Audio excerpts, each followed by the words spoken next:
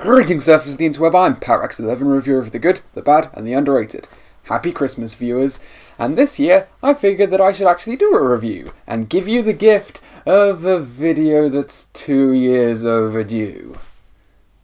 Sorry. And in between then and even my last Doctor Who review back with the return of Dr. Mysterio, a lot has changed in the show. A new Doctor, a new head writer, and a new toxic element of the fanbase that only seems to have raised its head since the main character became a woman with a black guy and a Muslim woman as her friends. Though I intend to review a few of the new episodes in time, I'll give my brief thoughts on the series overall. I really liked it. I think Whittaker is brilliant, her companions are excellent, and the quality of writing vastly improved over Moffat's later years, the worst episodes being just okay and most being great. However, one change that I have mixed feelings on is them ditching the Christmas special, since it had become a big tradition of mine every year, but looking back on them, they were very hit and miss and often just felt obligatory. Some were great, some were terrible, and most were just forgettable, but I still feel it's appropriate to pay tribute to them by reviewing my favourite, A Christmas Carol. Even though Christmas Carol tributes are dime a dozen, I feel this is one of the best of them. It gets the major beats of the story while also putting new spins on them that only Doctor Who could do. So put on your cool bow tie, which definitely isn't clip-on, and wait for that big blue box to land on your roof rather than the fat guy's sleigh, as we take a look at Doctor Who's A Christmas Carol. This episode starts above a snowy Christmas-themed planet, which are apparently pretty numerous, with a starliner about to crash due to the thick clouds. But since the universe is a small place, this ship is carrying Amy and Rory, the Doctor's friends and parents-in-law. Wibbly-wobbly, timey-wimey. What are you wearing? That doesn't matter. I find no complaints in this scene. Even less complaints found in this scene. Honeymoon suite. Oh, clothes. It is just a bit of fun. Oh my. Luckily, their distress call is answered by a little blue box and a callback. What does that mean? It's Christmas. You don't know the half of it, Amy. On the planet, we get some narration from our Scrooge XP for the evening, played by Michael Gambon. On every world, wherever people are, in the deepest part of the winter, at the exact midpoint, everybody stops and turns and hugs. What planets have you been on? Can I please visit? Back on Earth, we call this Christmas. You know what I call it? I call it expecting something for nothing. Ugh, they're landing on planet capitalist. This is Kazran, who isn't letting a family have their aunt back for Christmas as she's insurance for a loan. Yeah, this is definitely planet 1%. Oh, wakey, it's Christmas. You know what? I think she's a bit cool about the whole thing. Allow me to break the ice. That was funny. The opposite of what Donald Trump has to do every time he opens his mouth. We're then immediately established that while Kazran's not exactly evil, he's scarily uncaring about people, as he's notified about the ship crashing. The President says there's a Galaxy-class ship trapped in the cloud layer and, well, we have to let it land. Or? Well, or crash, sir. Oh. Well, that's a kind of landing, isn't it? Grandad humour at its worst. Kazran's not as malicious as the Daleks, but he's so apathetic he put the Cybermen to shame. So cold and uncaring that he'd be responsible for the deaths of thousands. Luckily, he gets a special visit from the Doctor. Specifically, my favourite Doctor, Matt Smith's 11. Sorry, Christmas Eve on a rooftop, saw a chimney, my whole brain just went, what the hell? Ah, that is so me. And this scene, and episode for that matter, is a microcosm of everything I love about 11. Don't worry, Fat Fuller will be doing the rounds later. There's no such person as Father Christmas. Oh yeah? Me and Father Christmas, Frank Sinatra's Hunting Lodge, 1952. See him at the back with a blonde, Albert Einstein. Okay? Keep the faith. Stay off the naughty list. Been there, shaped history, and reminding people to always be optimistic and at their best. He's so zany and lovable in a very alien way, but it means people don't expect the wisdom and intelligence that lies underneath. Ice Clouds love that. Who's she? Nobody important. Nobody important. Blimey, that's amazing. Do you know, in 900 years of time and space, I've never met anyone who wasn't important before. Friendly tip, viewers, play that to anyone who has issues about their self-worth. I know being reminded of it helped me through some tough spots. And it's an immediate contrast to Kazran only valuing people for his business. The Doctor will do all in his power to save lives, while Kazran probably wouldn't lift a finger to even save his own given how misanthropic he is. However, the Doctor hits a roadblock when trying to dissipate the clouds via the machine Kazran has controlling the skies. Controls are isomorphic, 1-to-1. They respond only to me. Oh, you fibber. Isomorphic. There's no such thing. Isomorphic controls. Which means they only work for me. I guess your memory starts to go after 900 years. Or he just wants to forget about the episode where he saved the day by turning into levitating Tinkerbell Jeebus through press, which is fair enough. I want to as well. Tame the sky. What does that mean? It means I'm Kazran Sardik. Sar. But once Kazran shows the depths of his apathy, the Doctor drops all the jokes and goes straight for the badass. Oh, look at you, looking all tough now. There are 4,003 people I weren't allowed to die tonight. Do you know where that puts you? Where? 4,004. Was that a sort of threaty thing? On my first couple of watches, I kind of thought the same as Kazran, that I thought it was a threat, but no. The Doctor's promising to save him too, but he's warning him that that's not going to be a pleasant experience. Whatever happens tonight, remember, you brought it on yourself. The kid decides to act like an idiot. I mean, Kazran has been a bad boy, so he deserves coal, but doesn't get a smack in return. Nice establishment that he does have limits. Then the Doctor goes all Sherlock on our So it's your father. All the chairs are angled away from it. Daddy's been dead for 20 years, but you still can't get comfortable where he can see you. There's a Christmas tree in the painting, but none in this house on Christmas Eve. You're scared of him, and you're scared of being like him, and good for you. You're not like him, not really. Do you know why? Because you didn't hit the boy. Thank you for your input. Merry Christmas, Mr. Sardi. I despise Christmas. Shouldn't. Very you. It's what? What do you mean? Halfway out of the dark. I mean, just 1/8 out of the dark. But the Doctor gets warned to watch out for the fish. Fish that can swim in fog. And actual flying fish, not like those posing gliders we have on Earth. Plus the ship flies with the fish, then they sleep with the fish. Mind you, fish in the fog, so the cloud cover. Somewhere Steven Spielberg is kicking himself, and he doesn't know why. Doctor, I can't hear you. What is that? Is that singing? The Christmas Carol. A what? The Christmas Carol. A what? The Christmas Carol. He said it! Moffat did love his title drops, but this one has a purpose as it inspires the Doctor to dig up an old video of Kazran's, which gets interrupted by his identical twin father, ironically showing even more how similar he's become to his dad, being uncaring and cruel, but with some You don't listen to people. You listen to me. notable redeeming differences. Who are you? Tonight, I'm a ghost of Christmas past. No better role for a time traveller.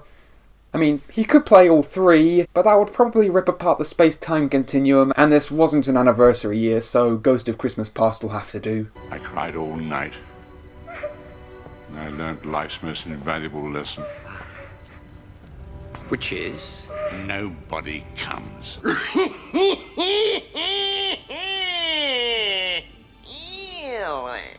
And the Doctor proves him wrong, since being a know-it-all prick is one of the most consistent traits across their incarnations. Why are you climbing in the window? Because if I was climbing out of the window, I'd be going in the wrong direction. Makes sense to me. That never happened.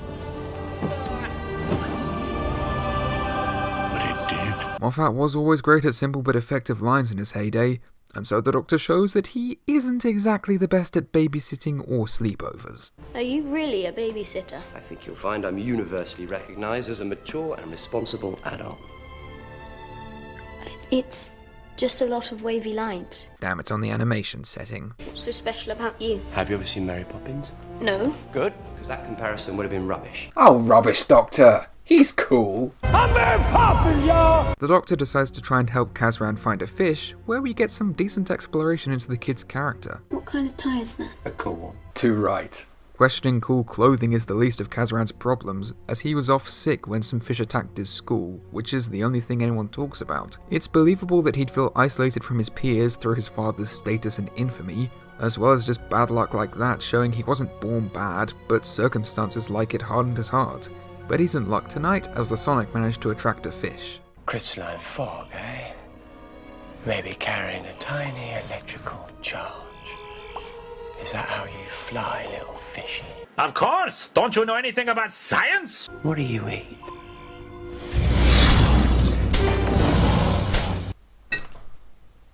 Because the guy responsible for the Weeping Angels in Vashta Nerada saw Jaws, didn't scream, and instead laughed and went, amateur. Just when you thought it was safe to come out of the closet. Pence. I mean Farron. I mean Jaws on air.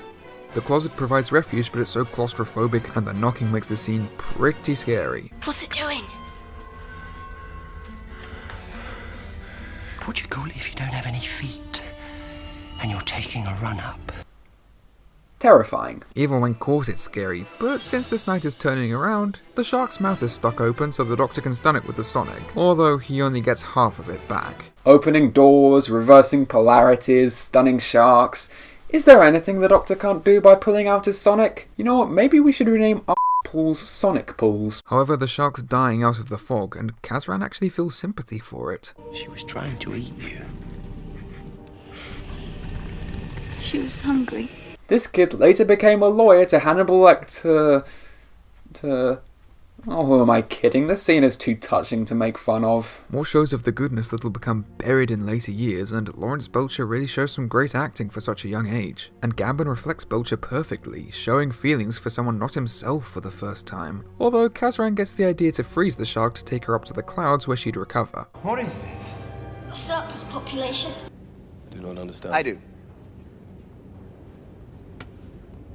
I understood that reference. However, he doesn't know the code to the vault. I need the number! I'm not allowed to know until I'm older. 7258! Just what I was after.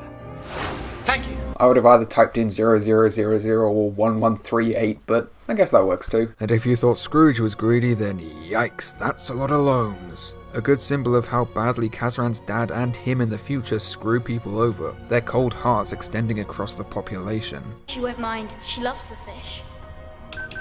My name is Abigail Pettigrew, and I'm very grateful for Mr. Sardic's kindness. It's kindness to get frozen in ice indefinitely by a loan shark?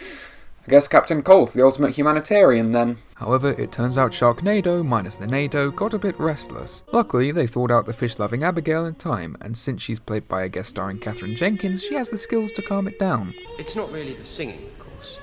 Yes, it is. Nah. Fish love the singing, it's true. How incredibly convenient! Somehow, they stuff the shark into the human-sized box and reach the gorgeous clouds. I honestly now associate flying fish with Christmas because of how incredibly the effects team brought the skies of the planet to life. But the Doctor notices a number on the box going down. You are a doctor, you say? Are you one of mine? Oh boy, will that become heartbreaking later. Even if there isn't much to Abigail's character, Jenkins gives her a very kindly but also remorseful air because of her secret. And I believe the Doctor and Kazran would want to have a Christmas Eve over the years montage with her. Their first being weird. How are we gonna get back? I don't know! Do you have a plan? That breaks all the laws of physics and makes no sense, but it's awesome and I want one. And if you found this corny and illogical, then the regular people are with you on it. New memories. How can I have new memories? Either time travel or the KGB. Also, that was the coolest Christmas. Except maybe the scarf. Merry Christmas! Kazran. I can finally fulfill my role of love interest now that you're of age. Although this year she decides to mope outside her family's window. What a downer. Lady's her sister. I met her once when she was older. There are so many lines in this show that make no sense out of context. Because this is the life I can never have. Why not? Ah man, we need 10 minutes before the reveal. Doctor, interrupt us with more heartwarming stuff. Come in. Thank you. That's Sardic's boy, isn't it? He's not like his father. His father treats everyone like cattle. He'd make a good Tory. While the Doctor fails at card tricks worse than me that one time I tried the Pokemon trading card game, Abigail says she can't stay for dinner tomorrow. Tomorrow's Christmas dinner is cancelled as my sister refuses to attend. Instead, we'll have it tonight. One way to get around difficult family members. Or the Doctor could have taken them to tomorrow. Ah well, this is still great. Back in the vault, Kazran's getting a very nice present this year. Doctor, I think she's going to kiss me. Yeah, I think you're right. I kiss her now. Catherine, trust me, it's this, or go to a room and design a new kind of screwdriver. Don't make my mistakes. Don't emulate your heroes, I guess.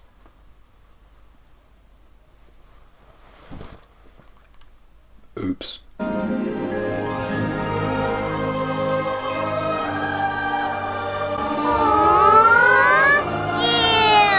Sadly, the Doctor's lucky streak runs out on a trip to California, as Abigail finally tells Kazran that she was gravely ill. We have to wait another few minutes to get told this, but regardless, it's well done. Jenkins and Danny Horn perfectly playing the sadness and hopelessness that comes with it, as well as being a believable way to get Kazran back to his miserly ways in the present. Guys, we've really got to go quite quickly. I just accidentally got engaged to Marilyn Monroe. How? I'm starting to think It's 11, Don't Question It would become a running gag of mine if I reviewed more of his episodes. Plus, River might be surprised next time you go on a date. So they get back home as Kazran freezes Abigail the last time. Listen, why don't we leave it? Sorry, leave what? Oh, you know, this. Every Christmas Eve is getting a bit old. Once again, Horn is great, mixing sorrow and anger onto a poor, happy facade perfectly, and making me feel kind of bad he's the Kazran with the least screen time since all three of the actors are excellent. Maybe some year we can get a multi-Kazran special instead of a multi-Doctor special. And as ever, Smith is terrific, showing instant confusion and regret that he hasn't changed enough about Kazran, even trying to give him half a screwdriver as a last-ditch effort to help him somehow. And if you ever need me, just activate it, I'll hear you. I won't need you. It'll be a dark day when we don't need the Doctor. We then get a brilliant fade to see the dust in Kazran's old bedroom and the screwdriver, showing not just the passage of time, but how badly the Doctor failed that he couldn't change in all that time. Luckily, Moffat remembered to try and give Amy and Rory a point to the story. Who are you? What are you doing here? You didn't think this was over, did you? I'm the ghost of Christmas present. Bad reception? Is that why you look so ghostly?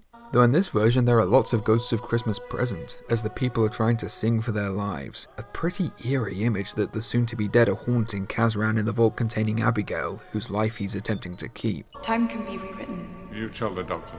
Tell him from me. People count. Amy knows. Wasn't that long ago she tried to save Vincent van Gogh. You know what? I should review that episode too. And so Kazran reveals Abigail is gravely ill, with only one day left to live, adding a darker element to the Doctor's plan, since saving all the lives on the ship in Kazran would cost hers, even if he didn't know it, but you can hardly call being frozen in a vault living. Gambon is superb in showing that even if he hasn't changed enough, Kazran has become more sorrowful, showing genuine heartbreak as Abigail's condition. Though then he doesn't care that the passengers are singing to try and unlock the clouds, but it isn't enough. Back in the vault, the Doctor returns for one last haunting. Better a broken heart than no heart at all. Try it. You try it. He has. Multiple times. Be thankful you've only got one heart to break. Even at this age, Kazran seems emotionally stunted, obviously ill-adjusted to social life and thinking he's the only one whose feelings matter, likely coming from his jerk father's entitledness, but adding further tragedy to his miserable life. Smith is legitimately chilling, as he seems at the end of his rope and regretful that it's come to such a desperate ploy, Kazran ranting that he doesn't care about the people on the ship, and so he's shown the future. So what do you think?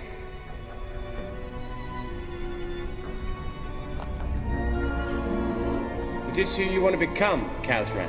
This is one of the most brilliant twists on A Christmas Carol I've seen. Scrooge himself being one of the ghosts. It's also interesting that he changed by showing how much worse he's become through two ways, rather than the pointlessness of his current life, as well as making sense due to his apathy. Plus, Gambon's playing Elliot Sardick is also excellently used, as young Kazran wonders if his old self is his father. Both Gambon and Belcher are at their best here, as Kazran finally repents and heals himself by embracing his younger version. But then the Reapers came down and ate everyone due to the paradox of two Kazrans touching and... Oh. They don't come down? I guess they have been slacking off whenever the timeline's gone wibbly ever since their first appearance, and they never appeared in the old series either. Where the hell have they been? I mean, I'm glad they didn't interrupt such a heartwarming scene, but still, lazy toe rags. But even this doesn't solve the issue of the ship, as the controls no longer work for Kazran since his father wouldn't program the machine for his kinda new self. It's a brilliant irony that after all the Doctor's efforts, he's back to square one. You can use this. I kept it, see? What? Half a screwdriver? With the other half up in the sky and a big old shark right in the heart of the cloud layer. But with those 4 notes, I know everything's gonna be alright. Thanks, Murray. The Doctor then decides to send a signal up to the clouds through the 2 screwdriver halves, which'll work somehow. But inconveniently, this means they'll have to use Abigail singing. Or you could try Katy Perry to shatter the clouds, but no. It's such a tragic scene that Abigail's glad to be out of the ice to be with Kazran. There's even a beautiful little shot where young Kazran touches his cheek in the same place Abigail is touching his older self. A shot that mirrors when older Kazran was watching his father beat him on video, showing that the love and kindness of Abigail will have more of an effect on his life than his father did in his old one. If you leave the ice now... We've had so many Christmas Eves, Kazran. I think it's time for Christmas Day. It's the most wonderful time. Then again, it's Katherine Jenkins. Of course, her singing would solve the problems. The technobabble makes no sense, but it's excusable because of Jenkins' magnificent voice and the decent setup with how the fish and the fog interact. The clouds will unlock. What does that mean, unlock? Silence is all you see. Real snow. That's already something it has over the Russell-era specials. The ship is stabilised, and the street actually seems better lit now. Can heartwarming feelings be converted to electricity? It matches the amazing song, so who cares? The Doctor takes young Kazran home before a paradox rips apart the space-time continuum and reunites with his companions for better honeymoon ideas. There's a moon that's made of actual honey. Well, not actual honey, and it's not actually a moon, and technically it's alive, and a bit carnivorous, but there are some lovely views. Well, if it's only a bit carnivorous, I suppose that's fine. It'll be their last day together, won't it? Everything's got to end sometime, otherwise nothing would ever get started. Too true. Even Christmases have to end to start new happy days. So as the Doctor prepares to run off from Marilyn, Murray sends us off with some awesome music, and our lovers prepare to take a sleighing sleigh ride on the Shark.